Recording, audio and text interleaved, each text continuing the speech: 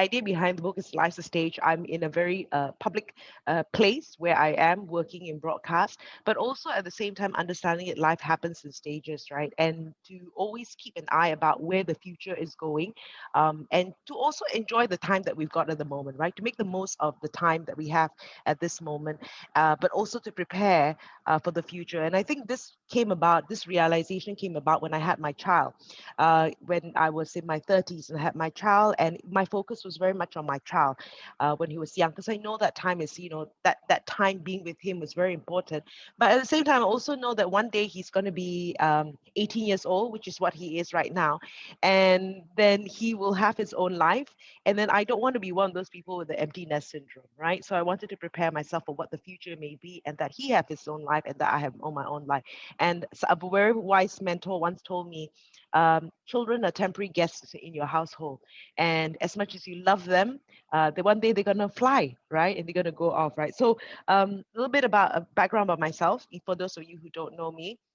So currently, I work for a business radio station, and most people would know me from there. But my background is in public relations. I used to work for a PR consultancy, and then after that, I worked with IBM for over 10 years as well. So that was my background in PR, working in a consultancy, working for a multinational.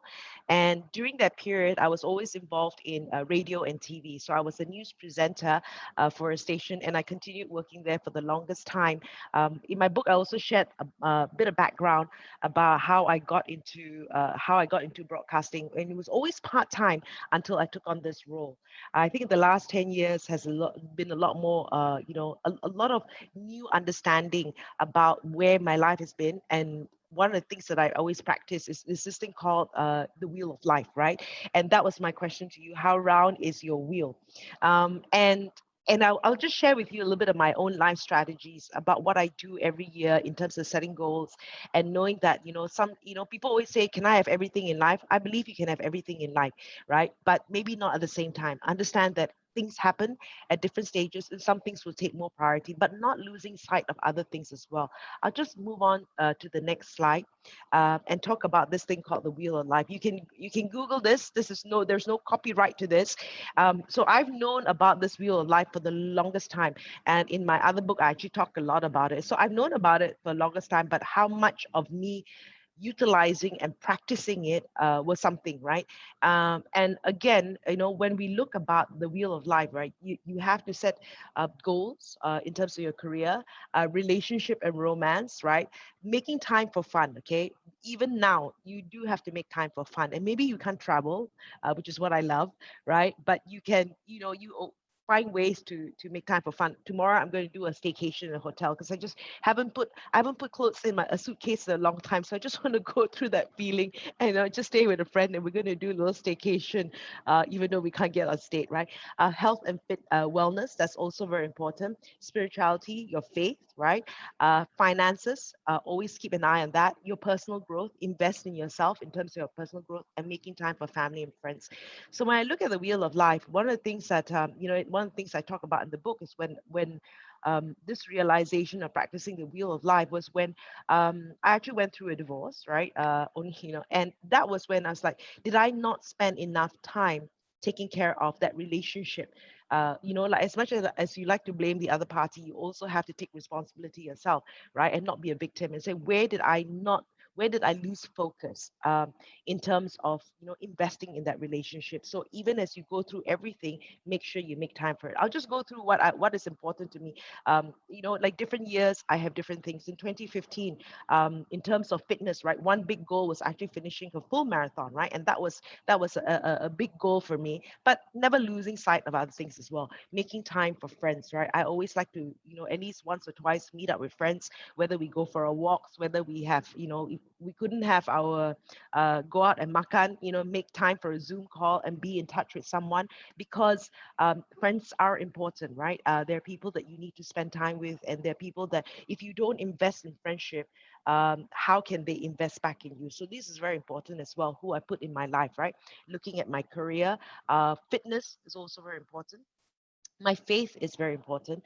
I think for me, that was the first thing that I looked at was I was going through a very troubling period in my life. My faith, I knew that I couldn't give until my own, your cup has to overflow. And if your cup is empty, it's very difficult to overflow in other areas of your life. So for me, it was my faith, and then looking to my fitness. Because why fitness? Because fitness gives you all the good hormones, good you give, good chemicals, your oxytocin, your endorphins, and all these sort of things, right? So I looked at all these things and decided to do that. So every year, I make sure that I set goals in these different areas of my life. So, if one of the things that you want to look at as well is, are you, when you look at your wheel of life, and it doesn't have to be you wait for a new year or anything like that, right? Just look at this and see, because when we do this little exercise at home, if you look at your career, right, on a scale of 0 to 10, right? Are you a 10? Where are you in terms of that space? In terms of your relationships and romance, where are you in that space? Now, if you're a 10 in all areas, your wheel is round, right? Your wheel is round. If not, your wheel is not round, your wheel can't move. And some areas needs to be improved, right? If you're 5 in all those things, why don't you make it a 6, right? What can I do to make it a 6 so that it continues to improve and grow as well? So I really like this very simple chart about, am I making time for this? Am I making time for community? Am I making time? If you look at the wheel of life, there's some that are 8, there's some that are 10. There's so many areas that you can look at, but how are you then growing to the next stage, right? So it was very important if you do the simple exercise. I'm going to go to the next slide, right? One of the things that people always talk about, how do I grow? How do I develop, right? And this thing called the comfort zone.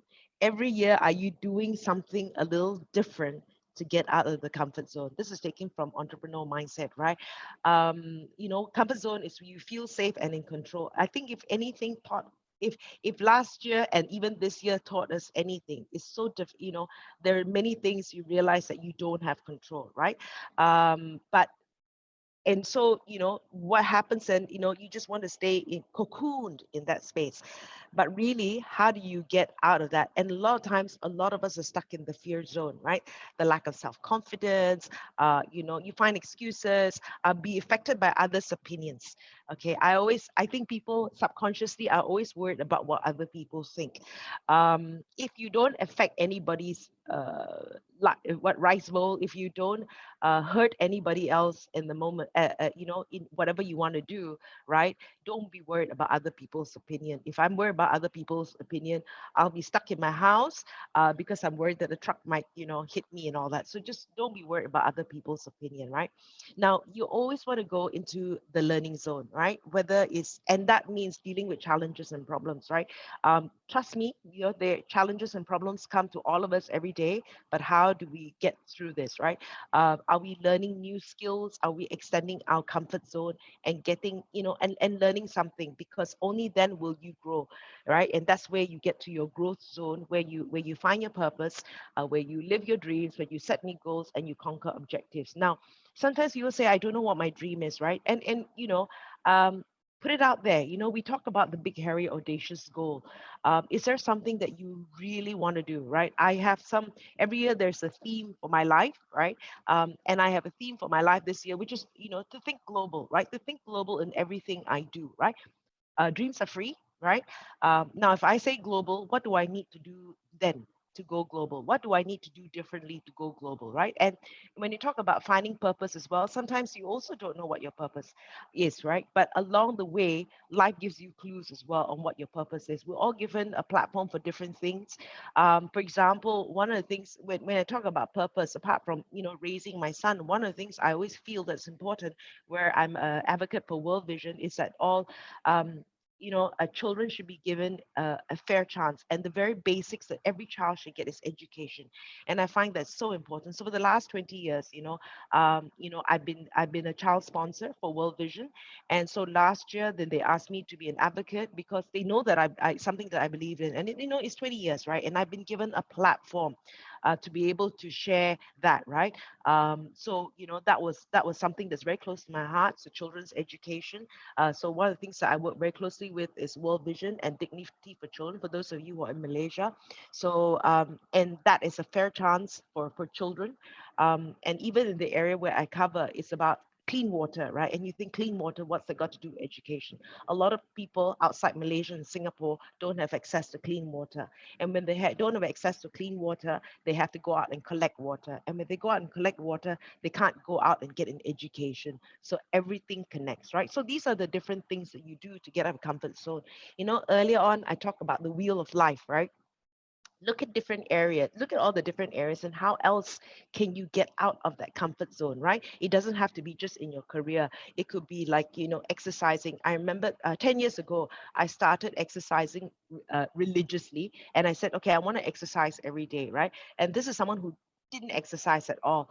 And so I just joined a boot camp. I don't know anybody there, fit, unfit as anything, but look, it means that I will find new muscles I didn't know that hurt, but I know that in that process that I will actually be a lot better, right? And then after that, it started with, can I do a 10K? Then can I do a half marathon? Can I then do a full marathon, right? I think the first 10K for me was more eventful than the full marathon, because the fact that I can do some can run for 2 digits was a bigger achievement for me than a full marathon. So there are things that will get you out of your comfort zone. So whether it's in the area of fitness, whether it's in the area of anything else, right? Just it makes you feel uncomfortable, but you know that you'll grow. And then when you get to the growth zone, what was once uncomfortable then becomes comfortable, right? So just think about it when you look at this picture, right? Where do you want to get out of the comfort zone and the fear zone to get to the growth zone, right? And of course, we'll have questions later on little things that I did, or whatever questions that you may have. I'll move on to the next slide. Okay, so one of the things that I actually got myself certified in last year, and that's where I got a comfort zone, was in design thinking. And the whole idea behind design thinking is that you can design. Design thinking is usually used in development of products, right?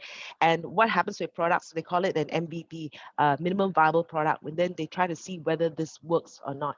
Now, if you look at your life, why don't you treat your experiments that you do and treat it as an MVP? And if the minimum viable product doesn't work, why don't you try something else, right? So designers build their way forward, build your future prototype by prototype, right? I look at what I've done in the last 10 years. It didn't happen overnight, right? So every year you just do something a little different in different areas. And then when you look back over 10 years, like, wow, there were things that I did every year that was different, that made up for something to where I am today. And you know what? 10 years is going to go by in the blink of an eye, right? I mean, if you look at 2010 to 2020, you're like, how did the 10 years go by? Now, what's going to happen in the next 10 years? It's up to you, right? Don't think that, don't worry if something doesn't happen right now, right? Understand that it also takes time to develop. Okay. Now, so this was the book that I read, called Designing Your Life.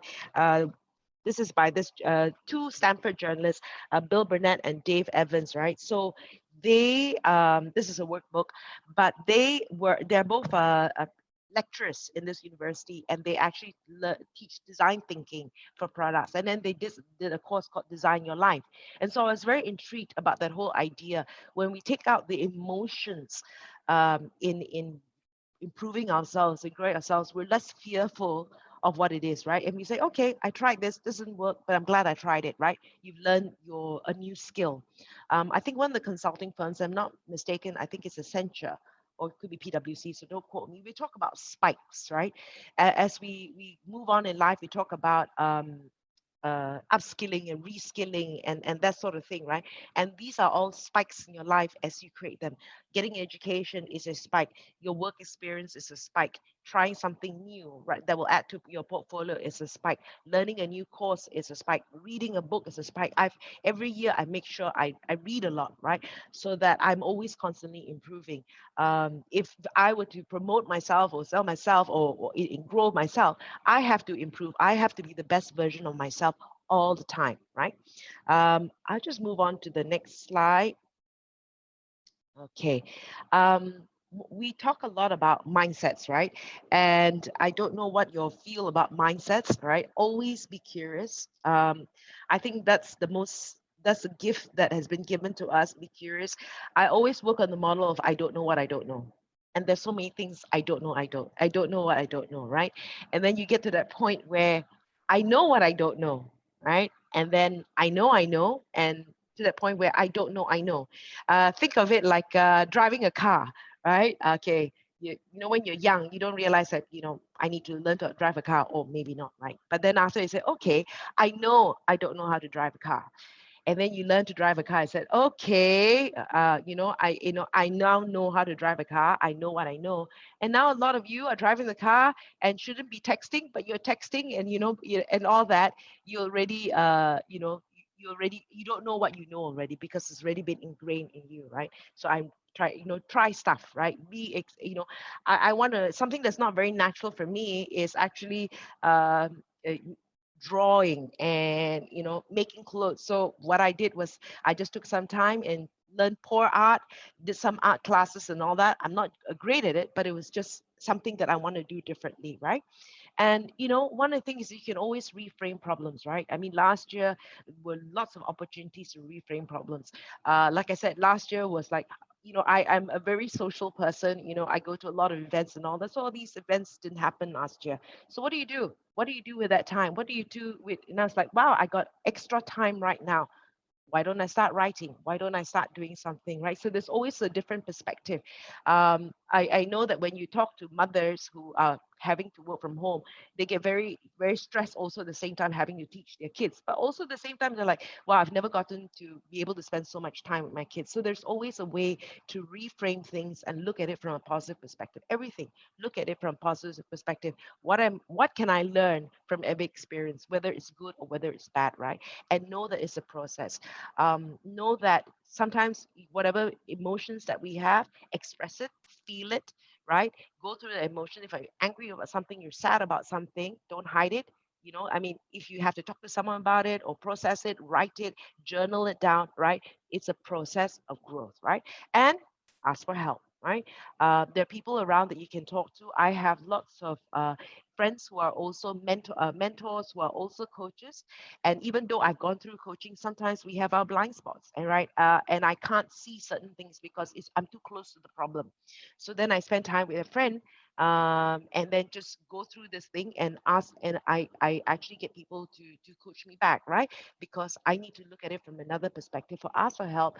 People who experience it and people who have gone through certain things, make sure you can always ask for help, and don't be shy about that. I think women generally don't have a problem with that. Maybe men are a bit shy about asking for help. So don't be afraid. There are people who are willing to help you. Yeah. Okay. I'll move on to my next slide. Okay. One of the things that we actually do in the Design Your Life course, and again, I won't go through so much, right? But if you can do this simple exercise, they call it the Odyssey Plan, right? If you plan your life in the next 5 years, right? What is the life one? What is it that you currently have right now? And where do you see yourself 5 years from now, right? And it's not just in terms of, again, your career, whether it's in the form of relationships. I hope you married with children. This is the current plan that you have, but look at that earlier point about the wheel of life. Where do you think you'll be 5 years from now? Okay. Now, if life one disappeared, that's life two. Say, you've unfortunately lost your job or something unexpected happens, right? What then is your trajectory in the next 5 years? How are things going to be different in the next 5 years, right? Just, be mechanical about this process and just think what happens, going back to real life and looking at all what will happen in the next 5 years. People always like life three, right? And if money an issue, an image is not an issue, what is the next 5 years going to be like? Right. Do that simple goal in that area. Okay, year one I should be doing this, year two I should be doing this, year three I should be doing this. So look at it and then see what you can do. So do this very simple exercise a little later on. It's the year, since we already went through 2021, it's the year of the ox. It's supposed to be better. The vaccine is here, right? The vaccine is here. I was saying yesterday on radio that there is light at the end of the tunnel. Yes, we're still in the tunnel, but there's light at the end of the tunnel. So what is going to be different, right? I'll just go to the next slide. Okay. Now, as maybe you can take a screenshot of this as well, right? As you're going through this exercise, spend this weekend maybe, spend some time doing that. As you're doing this plan, which plan excites you the most? I've done this with some people, and some people say, life three excites me. Money and image is not an issue. I'm very excited about doing something as they're going through this process. Some people very very happy with their current state of life, and they can see that's happening right now. Okay. um, Again, as you're going through that, something that bothers you as you're going through that, which questions do you have about taking any of these plans, right? I don't know whether I have the money to do it. I don't know whether I can do this in 2 years. What will people think, that kind of thing. But when you talk even questions like, I don't know if I have the money to do something like this. I'm very excited about it, but whether I have the money, maybe the next question would be like, how can I make the money? Right? So it starts you on the thinking process, it starts you thinking, right? And as you're doing this plan as well, which plan feels draining, right? And if it's something that's draining you, it's not going to help you, right? Recognize what's draining you and how can you remove it? How can you improve on it? Who can you ask for help for it? Okay. So what do you notice as you reflect and compare your different lives? What gets you excited? What gets you, I don't like this trajectory. I'll share a little bit about when I decided to take on leaving, my previous job to this current role, right, to where I am at BFM.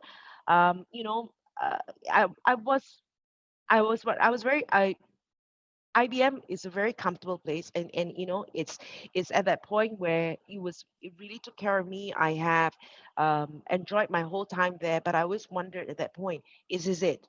Right? Is this what I want to do for the rest of my life? Is there all there is, right? So it was reflection, and I'm sure that if I could be coasting, right, I could be drifting, and then I wouldn't know this life that I have, right? It was a decision of reflection. Actually, that year was the year I took a coaching course, and it was a 30% pay cut to leave my comfortable job, right, to join this startup, which was unproven, not making money, but it was just something where I was just looking at, and I didn't know about this life one, two, three, but I was just thinking where my life is going to be in the next couple of years, right? So it was those moments that I decided to make that change, right? And you can actually prototype or test out any of these plans, right? And so this is where people say, do I have to quit my job? Or if I just put it from a career perspective, because most of you are probably looking at it from this career perspective, or, do I have to quit my job to do this? Do I have to do that? You don't have to, right? For the longest time, for those of you who are in Malaysia, you'll understand hashtag dua kerja. For those of you not in Malaysia, I've always had something else that I'm doing because I'm just very curious. I don't think I'm defined by my job. I don't think I'm defined by anything, right? I always like to do different things. So I've always tried out. So like as I was saying, when I had a full-time job, I had a part-time reading news, I had, doing different things as well. There's some suggestions on how you can prototype or test out any of these plans, right? And I'll just go to the next slide. Okay. Make conversations with people doing something you might like to do. If you're not on LinkedIn, if you're not on all these things, right? Get on LinkedIn, start talking to people and ask them what it is, right? And people are actually very open to sharing, right? Like, let me buy you lunch. Now we can go out. It's post MCO, you can go out and have lunch. So you can actually say, I just want to hear what it is that you do. Sometimes some things look so glossy from the outside, but then you hear the reality of it. And maybe when you hear the reality about it, you still love it. Why not, right? But make conversations, talk to people who are in that particular area that you like to do. They're doing something different. Have conversations. Shadowing professionals, right? Maybe some people are just more open, okay with you to spend that time with them to talk about it. Maybe you can say, can I see what you do from home? Since we're all working from home right now, and just find out what goes on in there. Maybe 1 week unpaid exploratory project that you can work with. go for an internship, go for a midterm. A couple of years ago, we had someone joining us at the radio station, and she has print experience. She's been in PR, she's been in what, and she says, "Look, I'm in between jobs. This is not what I want to do at the moment, but I've never tried radio. I've never tried radio in a business station. Can I come and work as a midterm, right?" And I said, "Yeah, there's no role here. And then of course we can't afford to pay her as well." She said, "Yeah, no problem, right?" And I've had, I think, definitely two midterms that have been at BFM, and they've gone on to do other things as well. But it was learning experience. They met people, and or it could be something that they want to do, right? But they actually took the time, and people are quite open. And sometimes the midterm will say, "I don't need to be paid. I don't need to be paid if you're in between. If you have that luxury, and you just want to learn something new, why not, right?" A scaled down version of whatever you want to do. For example, you say, "Actually, I want to be a baker. Actually, I want to do this as a business or what have you," right? Instead of putting everything down to start a restaurant, maybe you can try home baking. Maybe you can try catering first, right? And see whether this is a possible strategy. So you can always check it out, right? And see whether this is something that's viable, right? And of course, there are other suggestions, and maybe you all can chime in as well and give some suggestions as to what you can do. No, so these are some ideas about designing your life, right? Actually spend some time. I think it's your life. It's worth it to spend some time investigating, researching about how it can be better. So in my book, I talk about the 5 stages of me, my growing up years, my life living in another country, born in a very small town in Brunei.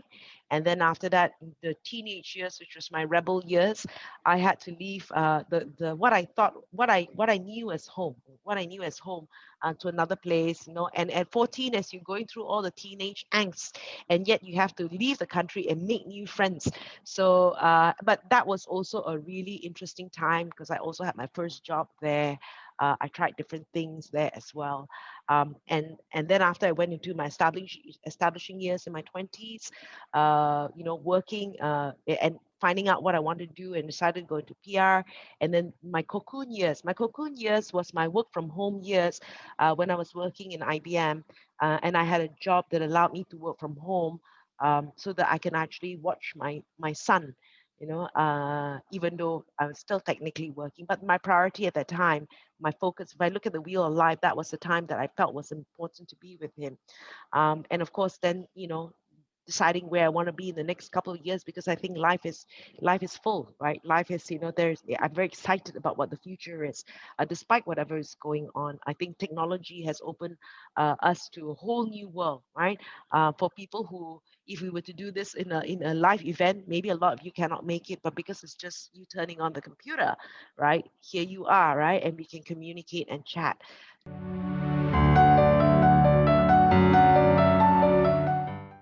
I think this is a really important time as you talk about retirement. To me, be fit, be healthy. That is so important.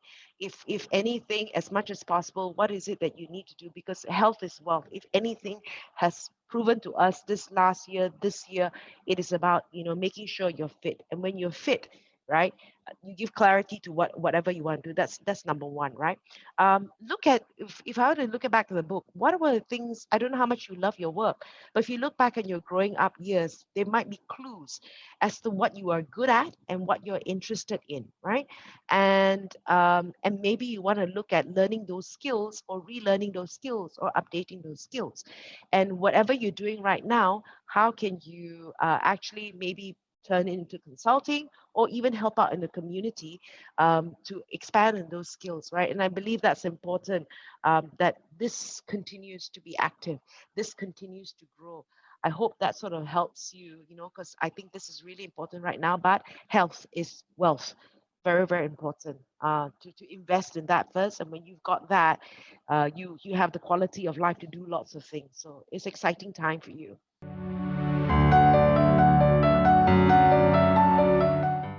Okay, I'm with you. Yes, you can have a complete life without any romance relationship. Ask me, but it is important to me, right? But okay, we this is again a very personal to me, right? People always, and that's the thing, living in the Asian society as well, right? You always have to people's gonna ask you, especially during Chinese New Year or any festival, dah kahwin, are you married, right? Especially during this period. No, you don't have to, right? You can find fulfillment in other areas. In my faith, marriage is a gift, singleness is also a gift. Take this time to do a lot of things what you can do without having to explain anything to anybody, right? You can be complete and successful without having any romance in your life. Make sure you're truly happy about it, right? And don't again, don't worry about other people's opinion. There's so many things that you can do right now, like I said, to be able to do that. If you do meet someone, or if you're meant to meet someone, that's a bonus, right? And that's the thing, right? You know what we've been sold on in all this romance rom-coms. You complete me. You had me at hello.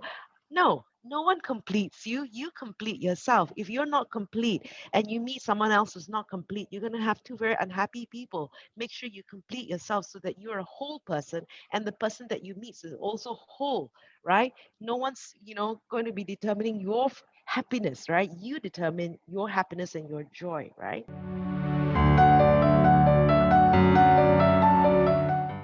Try, like I said, I was sharing about prototypes as well. I don't know if those ideas can actually help you. Maybe you just start with a conversation, right? Start a conversation with someone you're in a particular career that you're interested in, and have that conversation. Research a little bit more, read up a lot about it, read up about the other things, right? Don't come to a standstill and you're like miserable. Read about it, talk to someone about it, see if there are internships right now that you can actually do, volunteer for projects that you can take part in, right? And get out of that fear zone, right? So afraid, you're in that fear zone. How do you get to that learning zone? Maybe before you get to that growth zone, what you just want to do is to get to that learning zone and say, and then you realize that maybe from there you actually enjoy what you do, right? I mean, I love what I did. I love what I did in PR, and it's enhanced my where I am right now. It's a spike in my career. So I really appreciate of that experience. It has from what I'm doing right now in journalism has added on to that as well. So nothing is ever a waste of time, but just start simple steps. Talk to someone. Get a little bit more. There are all these Facebook groups. There are also LinkedIn groups. All those things that you are interested in doing. Find out what happens in that space. The fact that you are moving and in motion, right, already gives you the adrenaline to just take that little step further. So, these are things I do, and I'm like, if it doesn't work, it doesn't work, right? I've experimented with pole dancing. It didn't work, all right? Or maybe I don't have the dedication for it, but, it's fine, right? I had a good laugh. I was just like, what's there? It's just put it out to experience, something to talk about during webinars and make everyone laugh at the same time.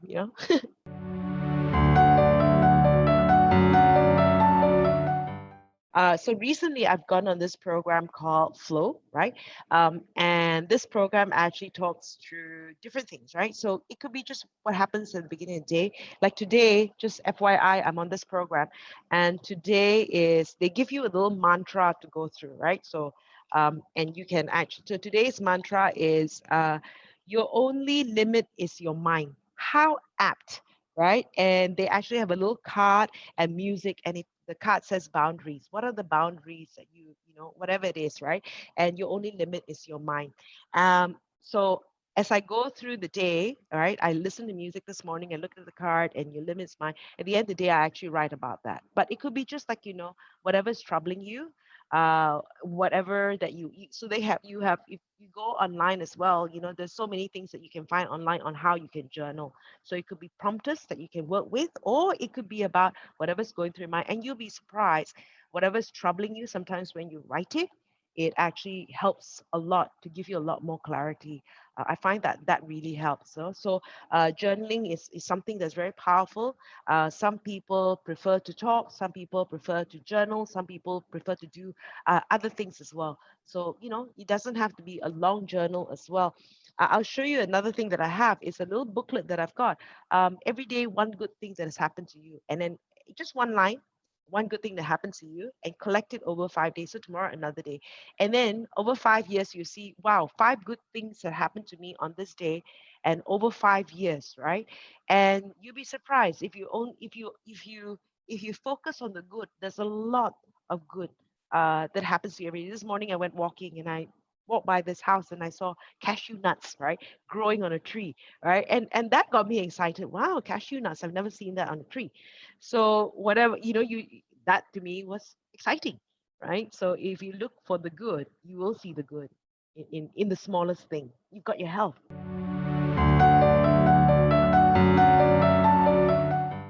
Better, not bitter. And I talk about this all the time. This is, I guess, something that was popularized by Nelson Mandela, and he says, about it started off with drinking, no point drinking poison and expecting someone else to die. But, the whole idea is that it's so easy to be bitter. It's so easy. And I'll tell you where that came from. It's so easy to be bitter about anything. You want to be bitter about the government. You want to be bitter about a lot of things, right? You can go down that downward spiral and being bitter. Um, and I decided to be better. And I remember this prayer 10 years ago as I was going through, a really dark period in my life, right? I don't want to be bitter because that's, poison in your heart. I want to be better. And I didn't know what better meant, right? I didn't know what better meant. And like I said, the first thing I focused was on my faith and how can my cup be full, right? And then I don't know, it got me to say, hey, maybe I should get fit. Okay, maybe I should one day write a book. Maybe I should one day, so in to be better in all the areas of my life, right? How can I be better in my relationships? How can I be better in my career? How can I be better in my relationship with my son? How can I be better in my faith? So these are things that you can be better. So when I talk about my life mantra, to be better, not bitter, is one thing. I have yearly themes. Like I said, this year's theme is growth. Last year's theme was actually likeness. I was talking about being solid, right? To my friend. My friend said, "You're the most solid person. You can't get any more solid than that. You'd be like a piece of wood." And I'm so glad last year's theme was likeness because of what has happened last year, right? And to have a likeness. Despite what was going on last year, right? To have a likeness, in a view of likeness. So maybe you want to look at a theme for the year as well.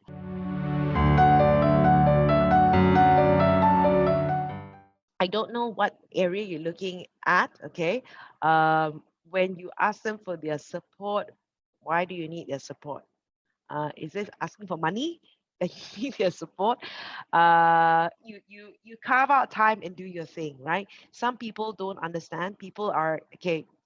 I've done things where my mother doesn't understand, and she loves me, right? And she doesn't understand. She's thinking, "You too tired, lah. You too, you're wearing it." So they don't understand. The story.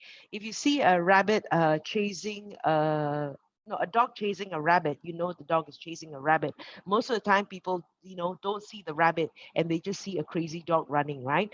So that's where they're coming from. They think it's a crazy dog just running around, right? Because you're chasing after the rabbit. So if you maybe you want to explain to them what I need from them, is it just giving me a little bit of time because I want to take up, drone flying? That's my escape. It's my happy time. It's my joy. It's my what? So maybe it's having that conversation, unless you're asking for money.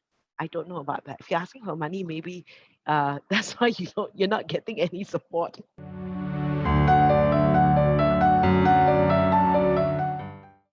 So I have an 18-year-old, okay, an 18-year-old right now. He's going through university, going to university, and so I find that okay, this is my thing.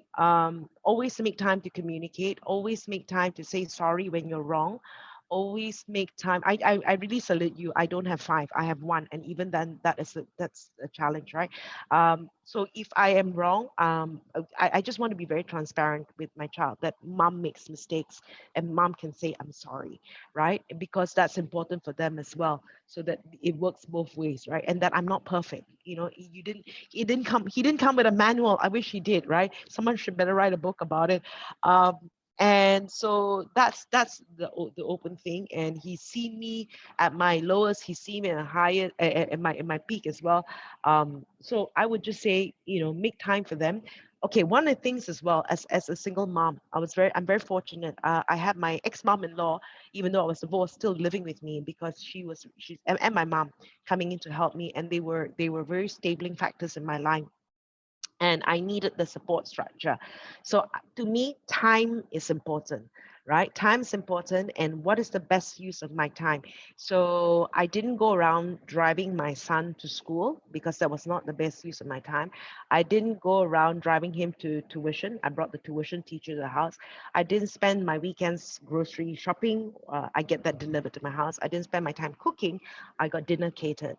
But I had time to communicate with him. I had time to talk to him, because I wasn't tired, right? So if you have that possibility to outsource what is not necessary, or maybe get your 17-year-old, the older kids, to help out, so that you're able to spend time to talk, I think that's really important. That we keep the communication open. And like now he's 18, I can't be the tyrant, right? I can't be the tyrant anymore. It's about communicating. So that is important.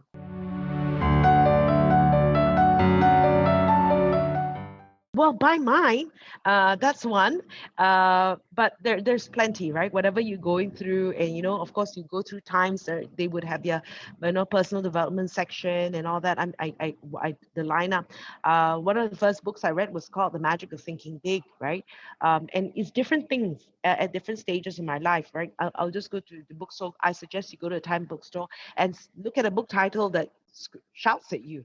That's what I do. Sometimes I just go, interesting title. Look at the back, look at the table of contents, and then like I learn something new, right? My attitude is that I will learn from everything, from everybody I meet. I will learn from every book I read. There'll be sometimes it's just that one line that gets me thinking and getting me on a trajectory. I have learned something, because it's people's wisdom, right, that I can borrow from. It's time saved that I can borrow, that I can get from a book. So there's lots, like just like I suggest, right? Maybe go online. If you can't go to the physical store, go online right now and just check out a book title that whatever you're going through at the moment, and see what appeals to you. So that's my investment. I always put 10% of my revenue, income, what have you, into my own growth, right? Into my own development, because this is so important. I've always got to be ahead of myself, because but that's the kind of person I am. And I think it's really important as well. Education doesn't stop at university. Education continues, right? So yeah.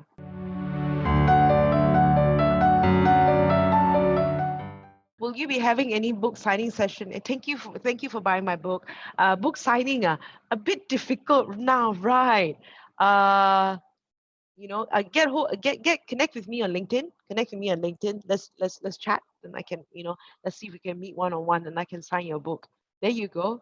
Everybody buy the book and try to meet with me one on one, because it's a bit challenging having events right now. I would love to have had a book launch as well, but it's just such a weird time, right?